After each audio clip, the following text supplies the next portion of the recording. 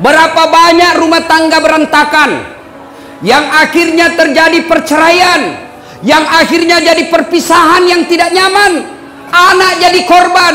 Mau ke bapaknya, bapaknya sudah punya istri. Mau ke mamanya, mamanya punya suami. Lalu akhirnya anaknya jadi korban dunia akhirat. Siapa yang bertanggung jawab? Dua orang tua ini ketika anaknya nanti masuk neraka. Gara-gara apa sebabnya? Sangka buruk.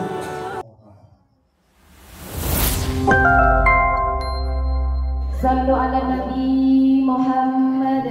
Banyak caleg yang pura-pura berislam, fotonya juga menipu, cantik, mulus di balehonya, ndak ada jerawatnya.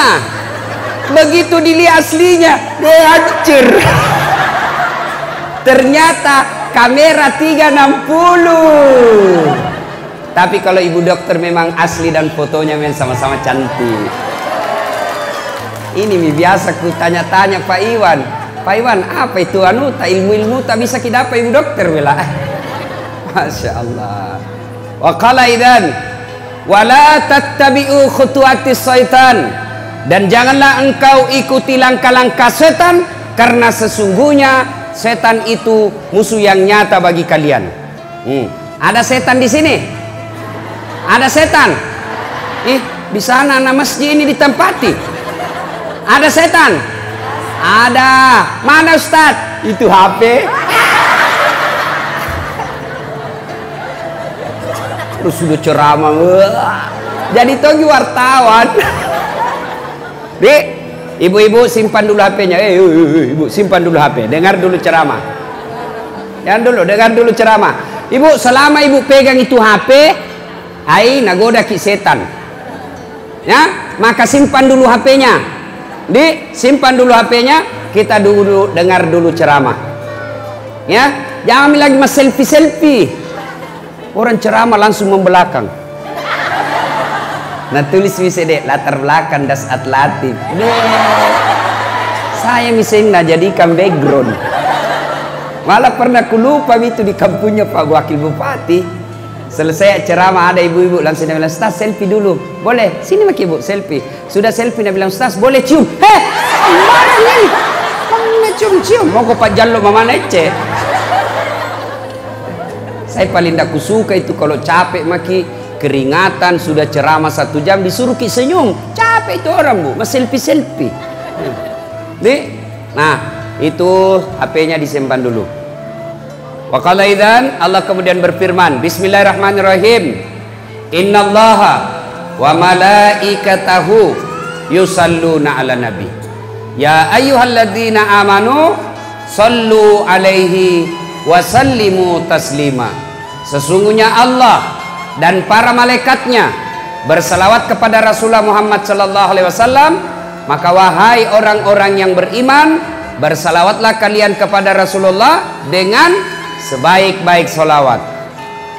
Salatullah salamullah ala toha rasulillah. Salatullah salamullah ala yasin habibillah. Sini nak, kenapa kita nonton kak? Itu kalau di Makassar begini kak ikut semua jamaah. Di sini nak lihat-lihati kak. Ayo salawat sama-sama ibu. Salatullah ala toha rasulillah. Salatullah salamullah ala yasin habibillah. Ibu bapak saudara-saudara sekalian teristimewa yang kita hormati, Bapak Wakil Bupati Luhuk Timur beserta istri Ibu Dr. Ani Nurbaini yang insya Allah dimuliakan dan dirahmati oleh Allah Subhanahu wa Ta'ala. Sebelum saya ceramah lebih jauh, tolong ini teknisi sound systemnya. Mana teknisinya? Ada? Ya, kurangi bassnya Pak. Kurangi bassnya. Jangan pakai echo. Kasih naik treble-nya. Cek. Ya, itu agak ya. Jangan pakai bass. Tutup saja bassnya Pak. Treble-nya kasih full.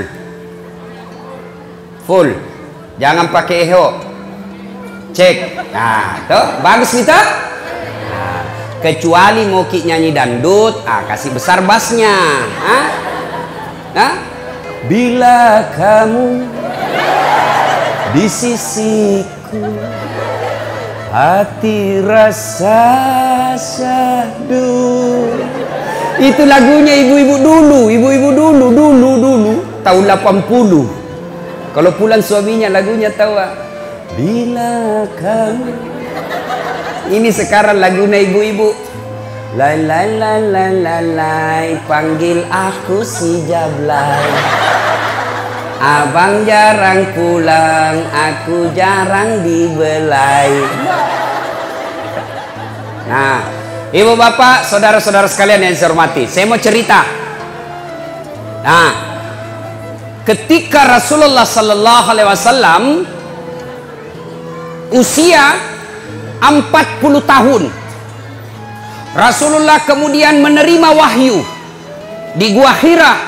Gua Hira ini kurang lebih 7 kilo dari kota Mekah. Naiklah Nabi ke Gua Hira, datang malaikat Jibril. Malaikat Jibril memeluk Nabi.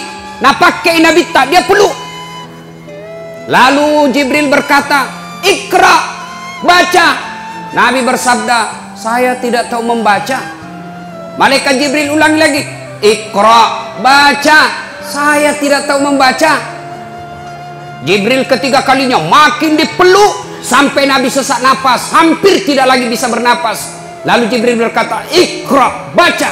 Nabi mengikuti. Iqra bismi rabbikal ladzi khalaq sampai ayat kelima. Menggigil Nabi, Mekkei. Tahu Mekkei toh? Tahu? Itu bahasa Perancisnya dingin. Pulang Nabi, ketuk pintunya. Assalamualaikum warahmatullahi wabarakatuh. Istriku sayang. Dia buka pintu. Wih, abangku sayang. Nah, ini istri yang baik. Pulang suami bukakan pintu, cipikan. Suami ita ji. Pernah dikasih gitu suami ita, ibu? Pernah jadi. Kalau perlu kasih itu bekas gincu. Tempel Ibu, tahu ndak sedekahnya ibu-ibu kepada suami? Sedekahnya suami kepada ibu tiap hari. Bapak-bapak ini yang di luar, tahu ndak sedekahnya suami kepada istri setiap mau keluar? Apa sedekahnya? Nabi setiap mau keluar, dia cium jidatnya istrinya.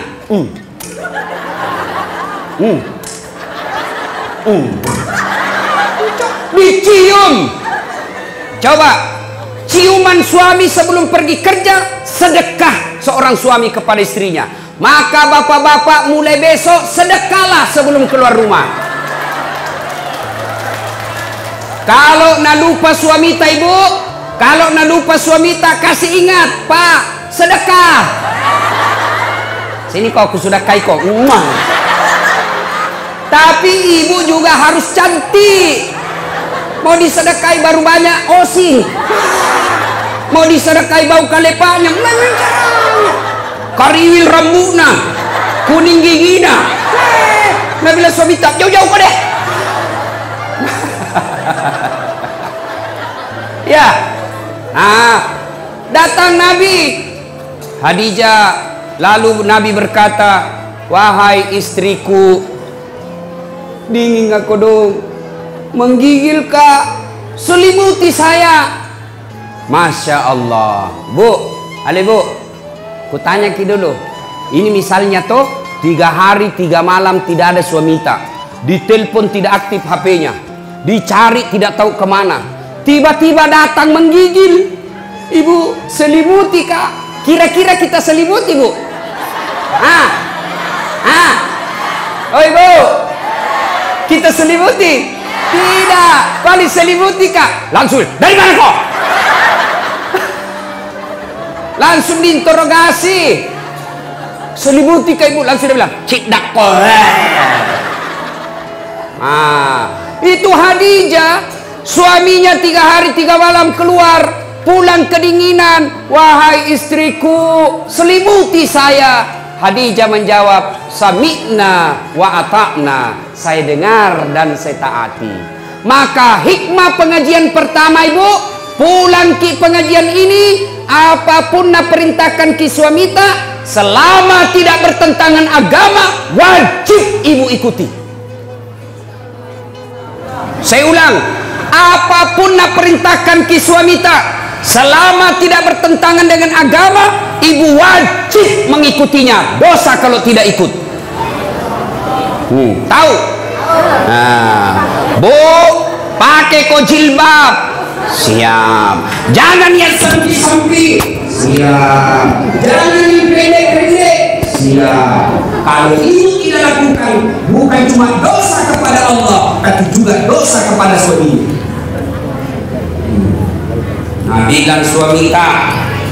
Nabilan suamita, ibu, jangan kau terlalu tebal gencummu, jangan kau cukur alismu, jangan terlalu banyak make upmu. Saya tidak suka, tapi ibu tetap lakukan, maka ibu sepanjang jalan laknat Allah buat ibu.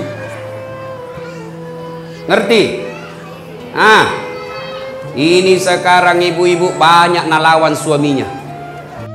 Kecuali, dengar, kecuali suamita na perintah ke yang bertentangan agama.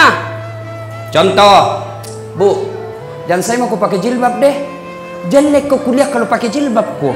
Sudah mi, buka itu jilbabmu supaya kelihatan itu rambutmu yang berombak-ombak, supaya kelihatan itu lehermu yang telu, supaya kelihatan itu seksi badanmu. Maka suami seperti ini tidak wajib ditaati. Ya, ibu, apa? Sudah mila. Tapi kau dulu belikan anu domeng, mau kak berjudi, maka perintah seperti ini tidak wajib diikuti. Tapi selama perintah itu menaati perintah Allah, tidak bertentangan dengan perintah Allah dan Rasulnya, maka ibu berdosa ketika tidak mengikutinya. Contoh nabilan suamita, jangan pernah keluar rumah. Tidak boleh kau keluar rumah sebelum saya pulang dari kerja. Maka kalau ibu keluar, haram langkah-langkah kaki ibu. Masya Allah. Nah, ibu-ibu jangan pernah keluar rumah tanpa izin suami. Dengar cerita. Halo ibu. Oh ibu. Bu. Sudah-sudah mi periksa itu dosta. Itu mesin dos-dos kuenya. Nah dia terus. Paceto. Bu, ada orang sakaratil maut ibunya, malasa indokna, sakit ibunya, maka datanglah tetangganya memanggil anaknya. Bu, sakit imam mata, pergi ke besui. Apa kata ibu ini? Minta maaf kak, kasihan, mau sekali kak pergi besui, tapi suamiku lagi keluar. Dia pesan saya, jangan tinggalkan rumah sebelum saya pulang. Tidak datang. Sakaratil maut ibunya. Datang lagi tetangganya, ibu datang ke lihat mama tak kasihan, sakaratil maut bi. Ini yang terakhir kalinya ibu lihat. Apa kata anaknya? Maafkan saya, kasihan, belum datang suamiku. Saya mau sekali ke sana tapi suamiku belum pulang. Saya dilarang keluar oleh suamiku.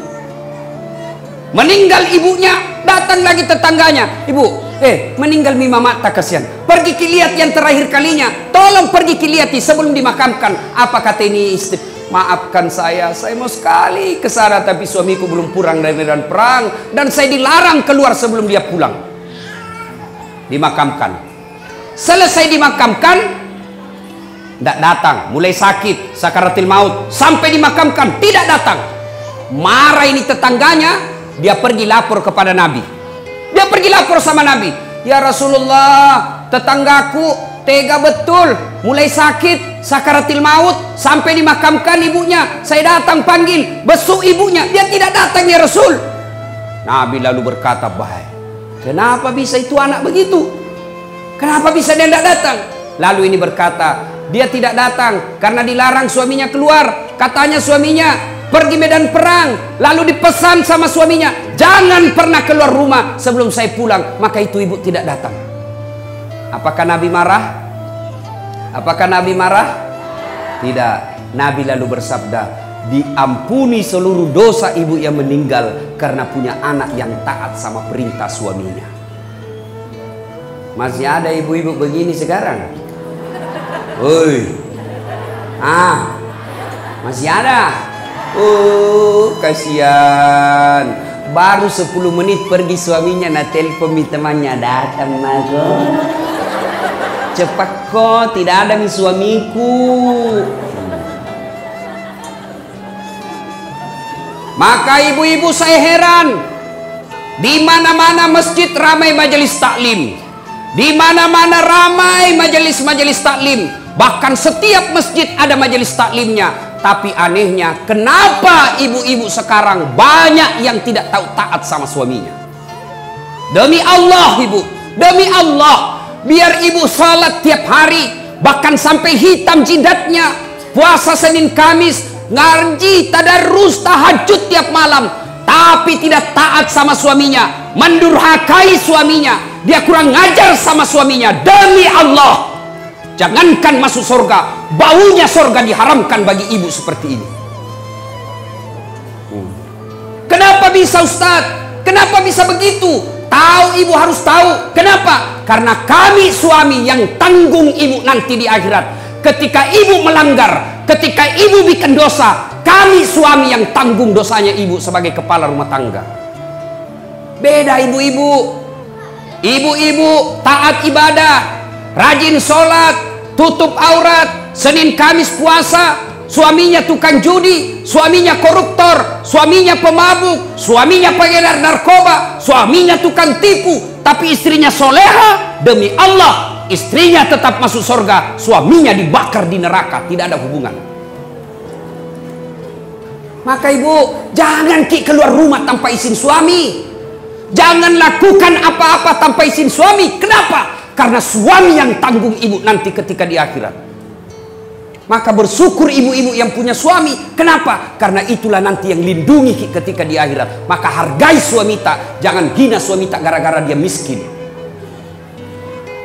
Ini banyak ini istri kurang ajar sama suaminya, mentang-mentang agak toi kok, ku taunya kok, lu lamar ka dulu anu di seperangka ala sholat. Ndak nu belikan nga rumah lagi bapakku ini nu tampati. Kamu juga saja selain nu belikan ko baju, pensiun mako, ndak ada gaji nu.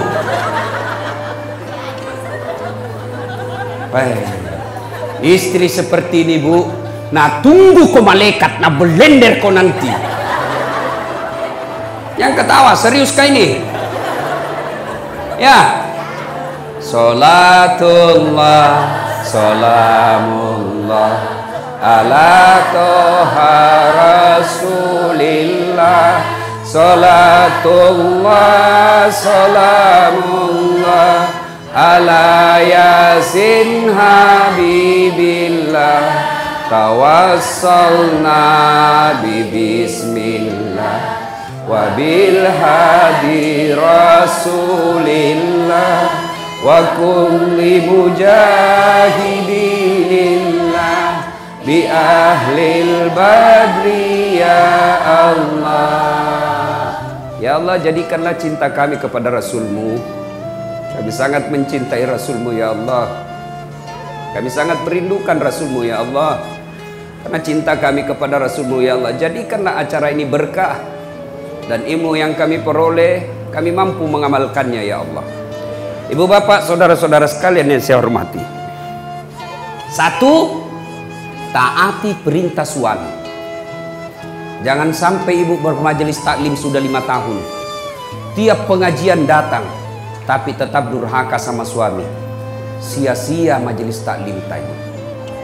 Ya. 2, Khadijah tidak pernah sangka buruk kepada suaminya.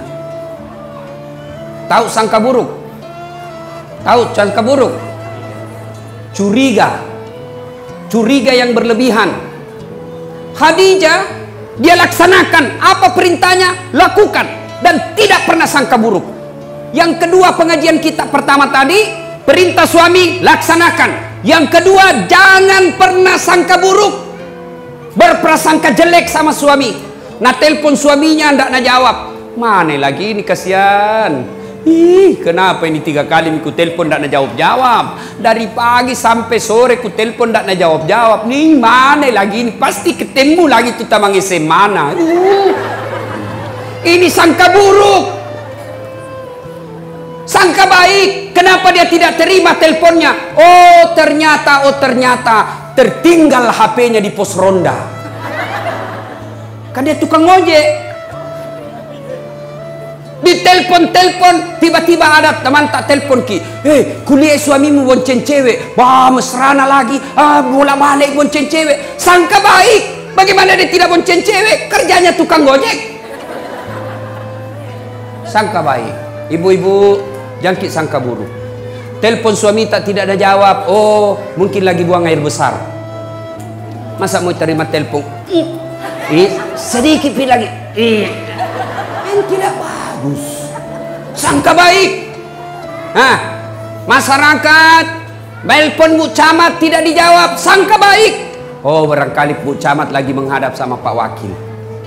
Nggak enak kan terima telepon. Iya Bu, ada Pak Wakil di depan. Kalau saya boleh, tunggu dulu HP-mu itu, kau nggak hargai saya. Ditelepon Pak Wakil tidak dijawab. Sangka baik. Oh, mungkin lagi rapat dengan anggota DPR. Jangan langsung bilang, dede sekalian sudah dipilih, nah lupa maki. Sangka baik. Ada lagi Ibu Ani datang ke sini. Sangka baik. Itu Jina datang itu karena mau dipilih. Sangka baik. Sangka baik, jangan pernah sangka buruk. Jelas. Tidak ada itu baiknya sangka buruk. Contoh, ada ibu-ibu 7 tahun menikah tidak ada anaknya. 7 tahun. Tiba-tiba di tahun ke-8 dia pergi periksa ahli kandungan. Cek. Nah bilang dokter, alhamdulillah ibu sudah terlambat 2 bulan. Langsung dia bilang, alhamdulillah. Nah telepon suaminya, Pak, alhamdulillah terlambat 2 bulan. Nah bilang suaminya, alhamdulillah. Jangan kau dulu cerita-cerita sayang, nanti tidak jadi malu lagi tuh. Baiklah, rahasia bersama, tidak ada cerita. Beberapa hari kemudian datang petugas PLN. Assalamualaikum. Waalaikumsalam. Kata ibu, siapa ya? PLN ibu. Kenapa Ki Pak? Ibu terlambat 2 bulan. Kenapa bisa tahu ini? Dari mana nak tahu ini? Langsung dia sangka buruk sama suaminya. Pasti ini lagi lah bolong ini, pasti karena kebetulan suaminya hitam. Lah bolos sih. Datanglah kasihan suaminya capek bekerja di kantor, dimarahi sama bosnya, di jalan kempes ban mobilnya, baru buka pintu langsung, memang tong kau lah bolong, pembohong, bilang jangan kau ngomong, kenapa kau ngomong? Apalagi masuk itu comok, karena istimewa comok.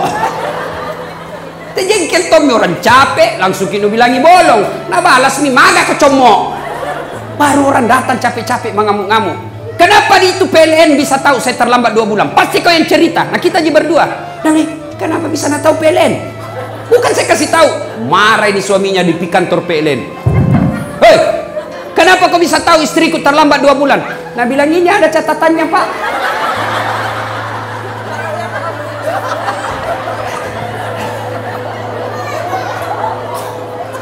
Nah bilang hapus itu. Ada apa taca-taca? Hapus sih. Nah bilang boleh dihapus tapi bapak bayar dulu. Nah bilang kalau saya tidak mau bayar. Nah bilang terpaksa punyanya bapak diputus. Kalau punya aku kau putus, apa nak pakai istriku di rumah? Nah bilang terpaksa istri tak pakai lilin. Coba, inilah akibat bersangka buruk.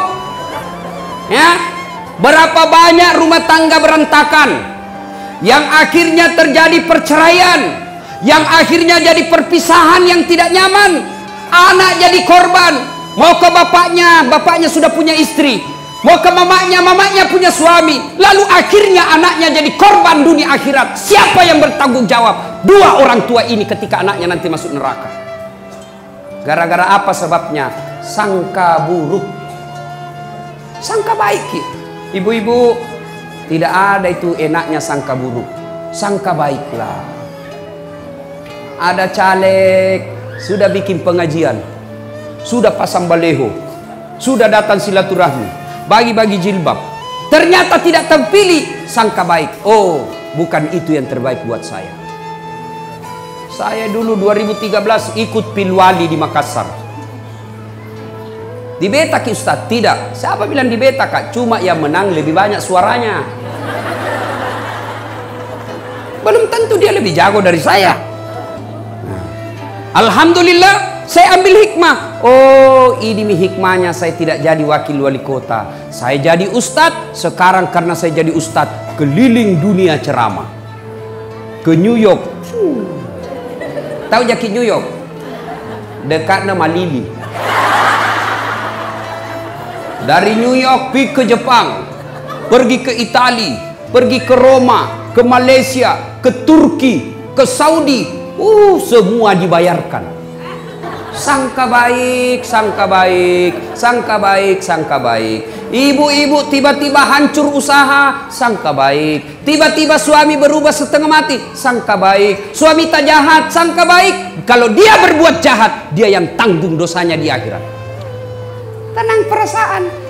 Piga mau meruntuk tu mak bele ko Andre ko tu turun tu mak cako mak bele ko mama. Ya, ibu-ibu, kalau ini rumus kita pakai, sangka baik, tenang perasaan. Kalau kita selalu sangka buruk, belum terjadi kita sudah sangka buruk, begini nanti, begini nanti, begini nanti, maka ibu akan sengsara, tidak bisa tidur. Nah, 2. Saya ulang lagi. Apa tadi yang pertama, ibu? Apa? Bu? Pertama, taat pada suami. Apa diperintah suami, lakukan. Dengan catatan, perintah itu tidak bertentangan agama. Jangan kau pakai spiral. Kalau kau pakai, saya tidak setuju. Ibu pakai, maka selama ibu pakai, laknat Allah selalu menyertai ibu. Saya ikut itu. Yang kedua, apa tadi yang kedua? Sangka baik. Nah, yang ketiga, Khadijah. Ibu itu Khadijah, sebelum menikah sama Nabi, beliau janda terkaya di Mekah. Ada janda kaya di sini? Hah? Ada? Saya cuma bertanya. Jangan maki bilang ustaz cari janda. Tidak. Kaya. Ketika beliau sakaratil maut. Tahu sakaratil maut? Tahu ibu? Nah ini muka-muka sakaratil maut semua ini. Masya Allah. Masya Allah. Habis hartanya Khadijah untuk bantu dakwanya Nabi, tapi minta serban, malu sama suaminya. Malu. Kira-kira ada istri di sini malu minta sama suaminya? Ada? Ada ini. Ada. Jangankan minta, nak curi. Sudah dah simpan baik-baik, suaminya nak dapat semua. Ini banyak sekarang perempuan pintar cari duit. Sudah disembunyi, masih nak dapat. Ada lawannya kasihan honor. Pegawai honor. Gaji kan semua langsung ke istrinya. Tiba-tiba dikasih uang sama Pak Wakil Bupati. Ibu Nur Aini bilang, Ibu Anik bilang, ini dari Pak Wakil. Pegawai honor kasihan. Gembira. Nah bilang ini rezekiku. Karena bukan gajiku, bukan uang istriku. Nah simpanlah ituannya, nah lipat-lipat. Baru nak kasih masuk kantong plastik. Baru naik kak benang. Tuh, mau nak simpan di bawah tempat tidur. Nah dapat inilah comok. Akhirnya apa? Di bawah karpetnya tempat tidur nak simpan. Istrinya kasih bersih kamar, sapu. Ada kompe-kompe. Diikat benang. Nah buka, uang. Langsung berteriak sama suaminya, Pak, uang apa ini? Yang mana? Ini yang dibawa karpe. Nah bilang suaminya, uang sial. Maksudnya apa? Batin aku sembunyi, udah apa Ji? Ini sama ini. Pas sapa duit. Oh, na pare sama na kanton laki. Bu, dia ketahui Bu, saya serius ini. Hei Bu, kalau ambil uang di dompet, kalau ambil uang di kantong, sampaikan kepada suami. Meskipun dia ibu sudah di kantong, mi kan tidak bisa mengambil kau di kantong tak mi. Di dalam kantong pipir kasih tahu. Kenapa? Nanti kasihan dia kira ada uangnya di dompet, sampai di warung kopi, sampai di pompa bensin, sampai uang makan, na peresa. Mati nih bro, malu maki ini. La como sih, perbuatan nasi la como ibu.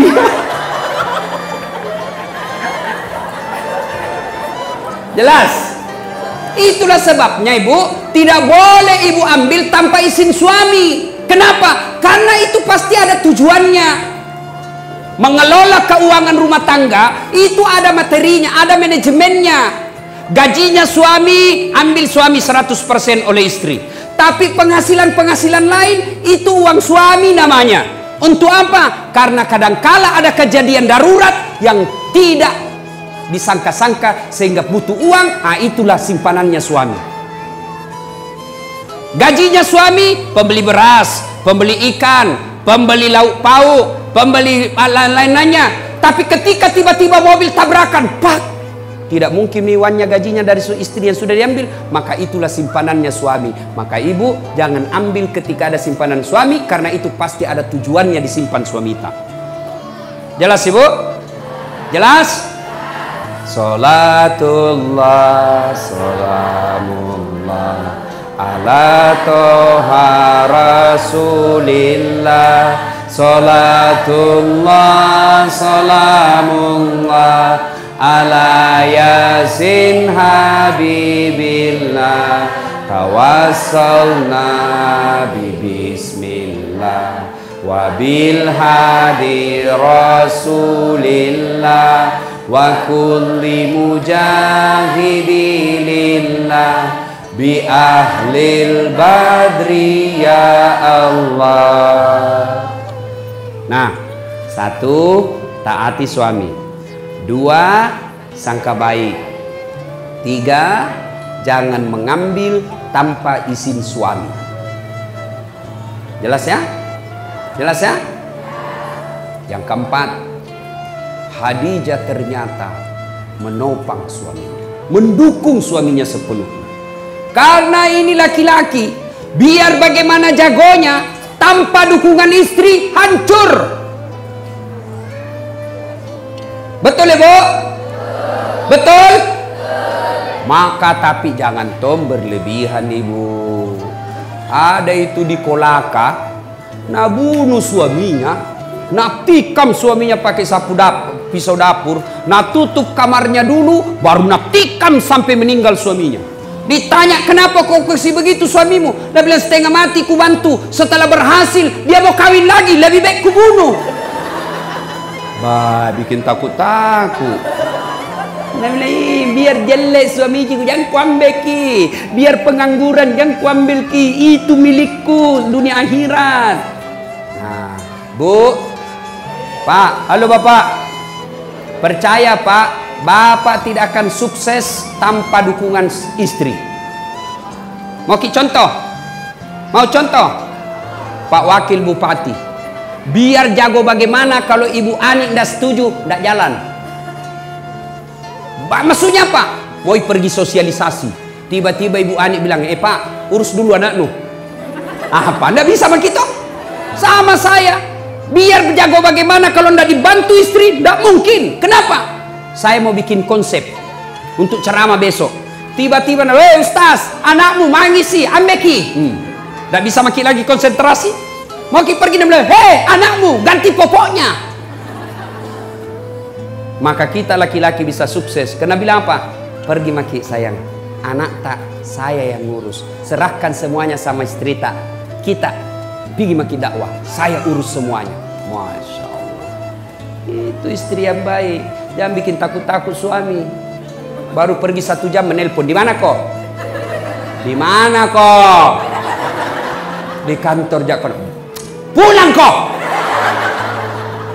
Jakon lisu kok. Kalau tidak mau kau pulang, jaga memang kau. Baik. Nah dengar semua temanku kasih. Ada tongko dong itu istri nak kasih begitu suaminya. Ada begitu di sini? Tidak ada. Mata lolos. Nah bilang suaminya kau dong. Ada jauh di kantor ini ada. Dia bilang foto dulu pale baru kirimi.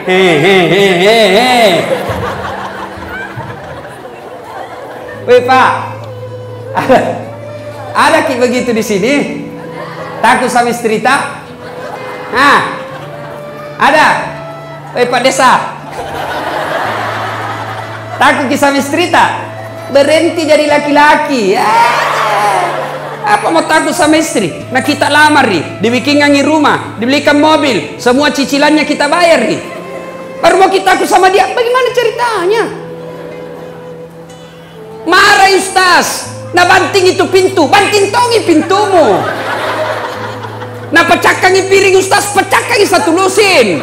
Piring bisa dibeli, tapi harga diri tidak boleh diinjak-injak. Allahu Akbar.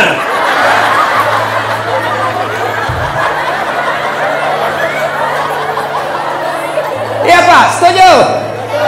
Nah bilang mak jallo aja Ustaz, mak jallo Nah pecahkangi televisi, pecahkan televisi supaya berhenti menonton.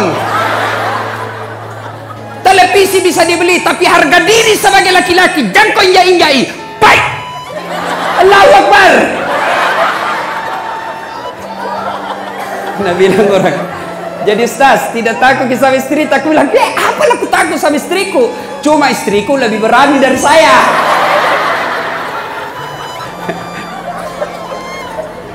Jadi, Bu, yang ke-5, Allah sudah menyediakan istana dalam sorga buat Khadijah.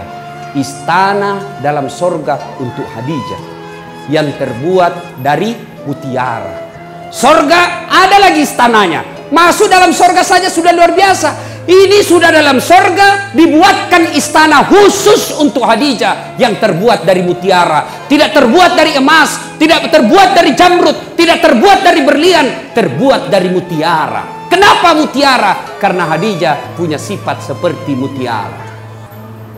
Tahu sifat mutiara Ibu? Tahu mutiara Ibu? Tahu mutiara? Itu mutiara hidup di dasar laut. Apa yang masuk dalam perutnya? Perut mutiara itu kan daging lembut. Apa yang masuk ke dalam perutnya? Kerikil-kerikil, pasir-pasir masuk ke dalam perutnya. Bayangkan kalau pasir ketemu kulit-kulit mutiara, lalu dia bungkus, dia tutup cangkangnya, dia olah itu pasir yang sakit, yang padis, yang mengerikan, tapi mutiara dia tutup rapat-rapat cangkangnya. Beberapa saat kemudian keluar yang pasir dan kerikil tadi menjadi mutiara, perhiasan yang semua orang menginginkannya. Apa artinya? Khadijah setiap ada masalahnya, setiap ada masalah rumah tangganya, masalah dalam hidupnya, tidak pernah dia ceritakan. Dia tutup rapat-rapat cangkangnya. Dia tidak pernah cerita ke orang lain, tapi dia cerita hanya kepada Allah Subhanahu wa Ta'ala. Maka pengajian kita yang kelima adalah, Bu, ada masalah, jangan cerita ke tetangga, jangan cerita ke keluarga, lebih baik cerita kepada Allah. Bagaimana caranya? Tunaikan sholat, tingkatkan kesabaran. Sayang 1000 sayang, ibu-ibu sekarang ada masalahnya pergi tetangga. Suamiku itu deh jeleknya, pelit, maseke, sudah kalau tidur ngorok, ini makin tua makin bau kali paknya. Tidak aku tahu itu suami. Masa suami tak kasih jelek-jelek begitu sama tetangga? Coba, itu suamiku pelit sekali, nak pegang uangnya, nak kasih sama sekali. Kalau datang tidak pernah tong senyum-senyum. Masa rahasia rumah tangga kita ceritakan? Maka istri seperti ini tidak akan mendapat kasih sayang dari Allah Subhanahu wa Ta'ala. Jangan heran kalau ibu selalu cerita kejelekan orang, ibu cerita kejelekan rumah tangga, dia umbar semua aib rumah tangga, maka hidupnya, hatinya tidak akan pernah dapat ketentraman. Kenapa? Karena Allah jauh menjauhkan dia dari rahmatnya. Kau suka cerita kejelekan-kejelekan rumah tanggamu, maka Allah tidak akan senang kepada kamu. Allah tidak senang kepadamu, maka jangan heran hidupmu tidak bisa tenang hatinya. Jelas? Maka kalau ada masalah ibu, ambil wudhu, ambil sajadah, ambil kudung, ngadu kepada Allah dalam solat, namanya solat hajat. Minta maki kepada Allah. Ya Allah, saya tidak sangka suamiku begini, saya tidak senang suamiku begini ya Allah, tapi inilah jodohku ya Allah. Engkau yang menentukan jodohku. Saya tidak senang laki-laki seperti ini, tapi Engkau berikan saya seperti ini. Maka berikan saya kesabaran ya Allah. Kuatkan hatiku, tingkatkan kesabaranku ya Allah, agar ini bisa kulalui secepatnya. Ini tidak ada masalahnya, ambil Facebook, update status. Tidak kusangka kau begitu. Andai ku tahu kau begitu, saya tidak terima lamaranmu. Pret. Dia kan banyak begini. Apalagi coba ku tahu begini, tidak mau kawin sama kau, apalagi tidak mau naduami anakmu. Jelas? Ibu-ibu, ada di sini rumah tangga tidak ada masalahnya? Ada? Ada? Tidak ada orang tidak ada masalahnya. Tidak ada. Contoh, cicilan belum lunas, anak tidak dapat kerja, suami makin kajili-jili, motongi cantik istri, motongi mulus muka, penuh dengan masalah. Maka masalah itu bukan masalah. Masalah kita adalah bagaimana mengatasi masalah. Mengatasi masalah tanpa masalah. Weh, ini warna pegadaian ibu-ibu ini. Bu, ada masalah tak, ngaduki kepada Allah.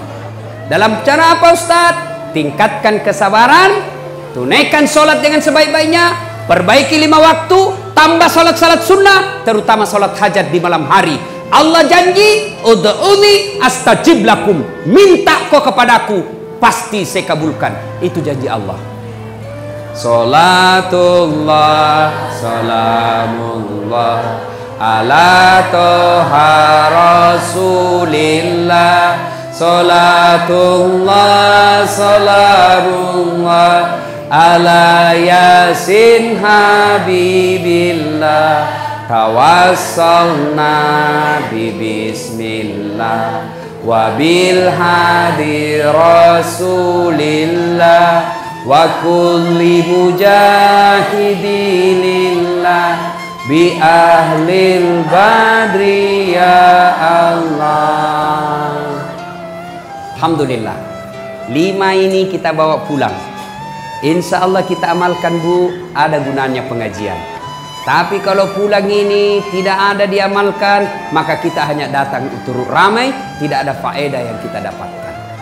Inilah tausiah kita, mudah-mudahan ada manfaat.